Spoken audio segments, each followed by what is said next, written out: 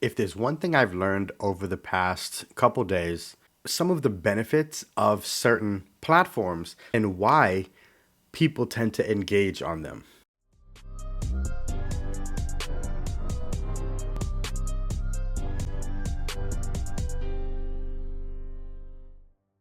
So for this particular video, I want to talk about TikTok. So I've been posting on TikTok, and there are a couple things that I like about TikTok, and there are certain things that I'm noticing is the reason behind why TikTok gets so much engagement. Some of the things that I like about TikTok is that you are able to see within a 7-day period, you can see who has viewed and engaged with your content and your profile. I really like that. Compared to Facebook does not show you who visited your profile.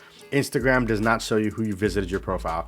LinkedIn, you're gonna see some of them, but you're not gonna see all of them unless you're paying them. You're paying LinkedIn for their gold or their premium or whatever. I like that TikTok shows you who is actually visiting your profile.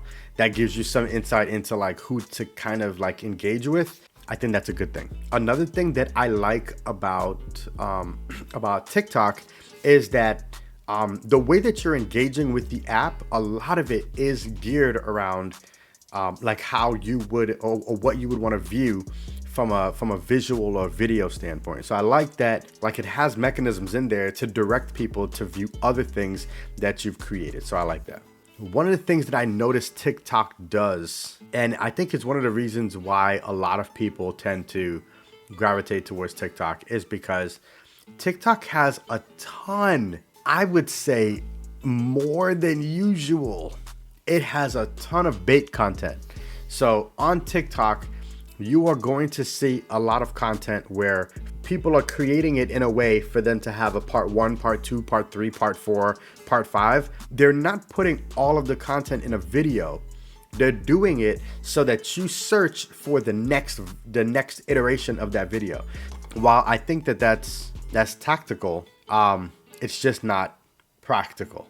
If you are really leaning into, like, let's say you're a coach or a consultant and you really want people to engage with your content in a way that ultimately they're consuming your offerings and they're going to buy from you, I would say that is the fastest way to get me not to want to buy from you. If you're always baiting me to the next thing, I'm not going to buy from you. I would say with TikTok, as a coach, consultant, or creative, be careful with some of the tactics that other creatives are using, because I think that that's the fastest way to consume their attention but not acquire their trust. Another element of bait content that I noticed they're doing is content that bloats engagement. It bloats engagement. So what I mean by that is TikTok has a lot of videos where like it's like, oh, look at this UFO that just landed on this aircraft carrier, and I'm looking at the UFO is a F-35, right? It's a Joint Strike Fighter jet covered in a tarp or something, but the majority of people don't know that. So they're gonna look at that and be like, oh my gosh, like that's a UFO landing on a, but if you know what it is, you know the truth. Or they will show like videos of something, and the way that they're describing it is just false, and they're leaning in on recent events. Like even right now, like there's a ton of bait content that bloats engagement on TikTok right now around this whole Israel and Palestine thing. So there's like, oh yeah, look at how the United States is shooting shooting up Gaza or whatever. And it's like, that was from a video recorded back in 2011 during this war. And it's like TikTok has that type of baited content in order to bloat engagement, and it's not good. Another form of content that TikTok has is where like you're looking at something and you don't really know what it is, and it cuts the video off before you're able to find out what it is. Like it's or even here's another thing that TikTok does. Like there's a lot of people on TikTok where you're watching something and you're waiting for something to happen, but nothing ever happened.